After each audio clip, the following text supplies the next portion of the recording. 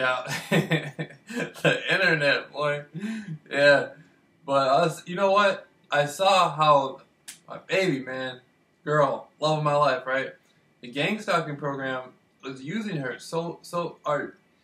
they always use her a little bit, just enough for her to get by with her family and all that stuff because it's a family type of thing. And I love the family. I know they watch this. I don't got nothing against them, especially the guy who drives red truck. That's my dog, man. But so I saw her in in Spring Lake and a lot of other places, Grand Haven, and I saw again John Wayne. Again, that's the man right there. That's her father. That's my man. That's the main man right there. Boy, if it wasn't for him, she wouldn't be here. So I got nothing bad to say about John Wayne. But I saw how the gang stalking program wanted to manipulate the situation of her being amongst the family. If she wasn't with that family and she was with a different family, it'd be the other family. If there was no family at all and it was just her, they'd be trying to manipulate her with, in essence, by herself. But I noticed I never spoke up or tried to speak to her or nothing when we were out there and they had her, driving by me and all this stuff, and they tried to pair up the gang stalking program, pair up with these different guys. I never tried to interfere. The reason why I never tried to interfere is I wanted to see what she would do. I wanted to see does she care about me or not. And no matter what, every single time they really want her to do something that they perceive that really hurt me, she'd never do it. She just never went for it. And that's why, that's my baby, man. I have trust in her. I believe in her. I have a lot of trust in her and faith in her because even though I wasn't able to talk to her, she was still, she was still just there, grinding out, even to right now. Some fucking baby, man, love of my life. She's just not going to go for it. And so, the gang stalking program is going to have to get out of the way, man. I love the family. I know the family's in the mix of it all, but man, eventually, see, what it is me and her are going to be together no matter what. It's going to happen. It's just a matter of time. It's just a matter of time before it completely manifests. And what I'm saying is the gang stalking program just isn't on that level. You know what I mean? That's my baby. I love her, and she won't let the gang stalking program interfere. Our hearts are fucking deeply connected. And the family knows that. If the father's watching this or the mother's watching this, or I'm sure even the brother knows, and she definitely knows if she's watching it, she definitely knows. But so that's just what it is, it's just, and I backed up, man. I backed out the way, and I wanted to see what the program could do. And she went all that time. The program just can't touch, it's like MC Hammer can't touch this, the program can't touch it. And so at this point, at this point, somehow we've been able to communicate without talking, and I've been able to see that I make her extremely happy, but at the same time, she just doesn't want to have anything to do with the gang stalking program. She really doesn't want anything to do with any other guys. If she had her choice, I know I'd be number one, and I'm a man, so I look at different women and stuff like that, but as soon as, when I saw she was really happy, I was like, oh man, that's great, that's my baby, she's happy. But then when I saw that she was uncomfortable, she wanted to be with me, she was kind of sad by it, I was just like, man, I gotta, that's my baby, man. She stops the show. Everybody else, that's fucking baby, man. When she pops up on the scene, everybody else has to get out of the way, man. I don't put no other women. She comes first. And she knows that. She's number one. And so we're just gonna have to grind this out and find a way through this, man. And going back to my research, I met her right before I started my research. I mean, I had been doing my research already throughout my life, but right before I started doing my interviews, I met her, and then and I even brought her up in the first interview I did, right? I did an interview with Daryl Anka, who is actually the nephew of Paul Anka, the famous musician. And I had brought her up in the interview saying I had met a girl down the street that had red hair. And at the time, I didn't know.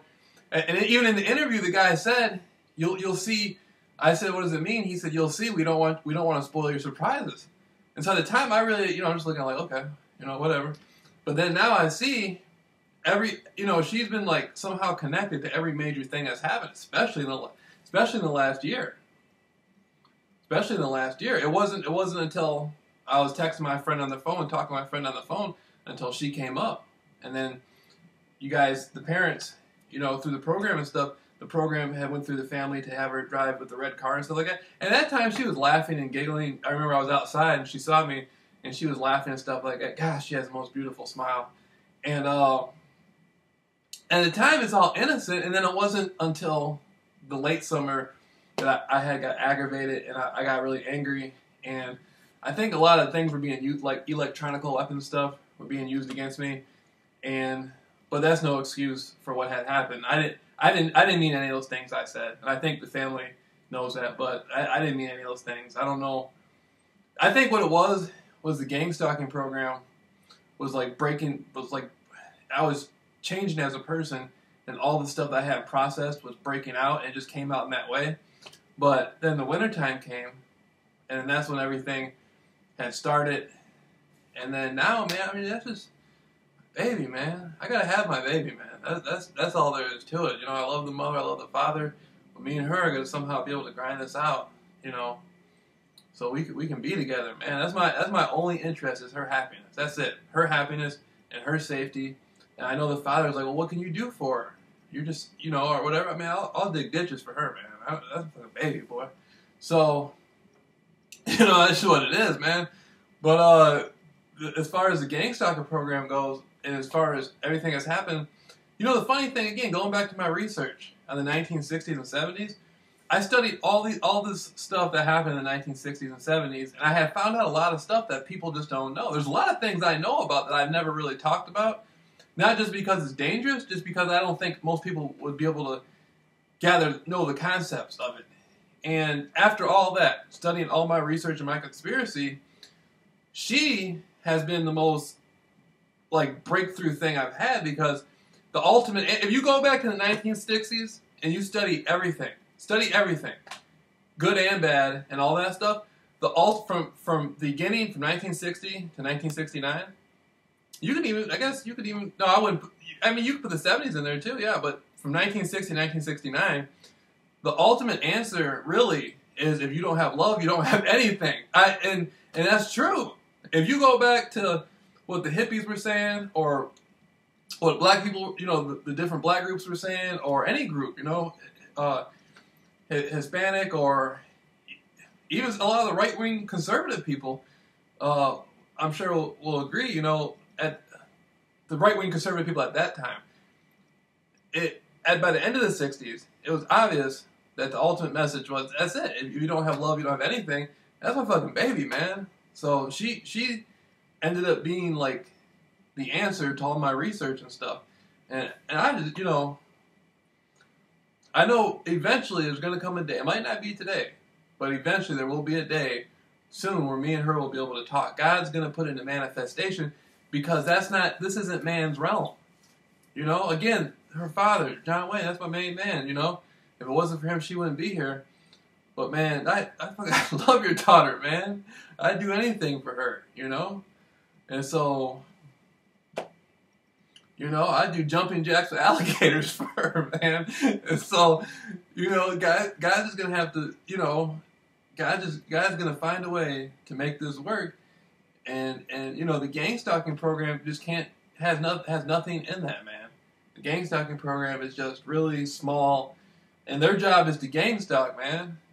Like, you know, she can, you know, I want to see her, you know, have her come out, talk to me, and shine a flashlight at me and stuff like that. That's cool, man. The gang, you know, that's all good. Ain't nobody worried about that. I'm just saying, as far as me and her sharing love and talking and being happy, man, we both want that, man. We both want that. And the gang stalking program is gonna have to move, man. You know, there was a point a couple of weeks ago, about a week and a half ago, a couple of weeks ago, where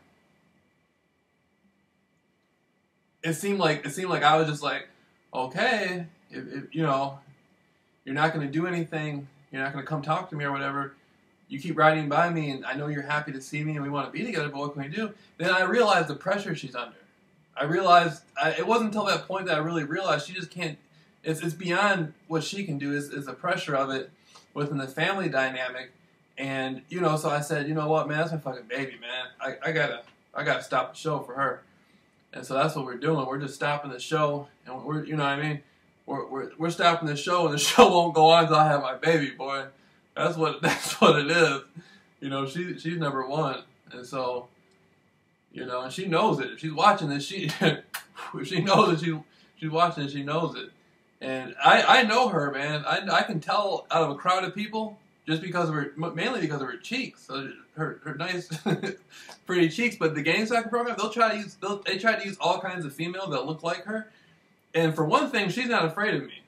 And so a lot of times the females they'll use will come around. Not all, a lot of them will even seem like they like me. You know, they don't know me, but they'll see me and they'll seem like, you know, they might even want to talk to me. But I know they're not her though. I can tell the difference.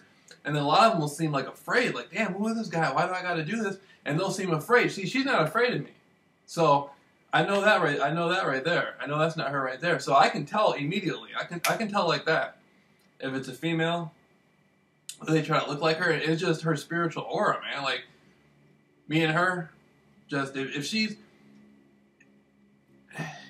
around me and she's doing something at the program, wants her to do the family, she looks like all the life out of her left, and she just looks extremely unhappy. I'm just like, man, that's my baby, man. She's too beautiful to be going through all that, you know? Beautiful inside and out, boy. You know? And so, you know, that's just what it is, man. And yesterday, I was outside yesterday, I saw the mother up there on the deck with you know, with the daughter. You know, not my baby, but the other one, the blonde hair one, man. I saw him up there. I'm just like, man, why can't I bring my fucking baby out there, boy? Put the program down for a minute. Let her come out there and let her just come out. If you won't even let her come out to the street, let her talk to me from the deck. That'd be fine by itself, man. Let her come talk to me from the deck. You know? John Wayne's daughter. So, so that's what it is, man. Her brother got the same laugh as her, man. The guy who drives the red truck, the guy who drives the red truck, he has the same laugh and smile. When I see him laugh, it just reminds me of her, man. So much, man. And you know, we gotta put something together, man. She you know, just let her come outside and just walk around. Give her that permission that it's okay. There's nothing wrong. The gang stalking program, me and her are gonna be together no matter what, and she knows it. We both know it. But better sooner than later, man. Better sooner than later. That's love of my life, man. So this is, you know, and so the people out there watching this, oh, this is a situation where that's my baby. The gang stalking program is trying to somehow make it so other people close to her and around her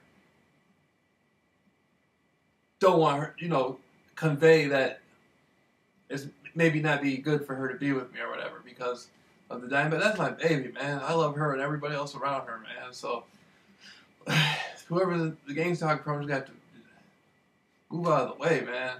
You know, I gotta have my baby, so it's gonna happen. It might not happen today, but it will happen soon. And you know, we're too deeply connected, man. But we're both too deeply connected. I'm more connected to her. We're not even on talking terms, and we're still just deeply connected. And so that's just what it is. That's just what it is.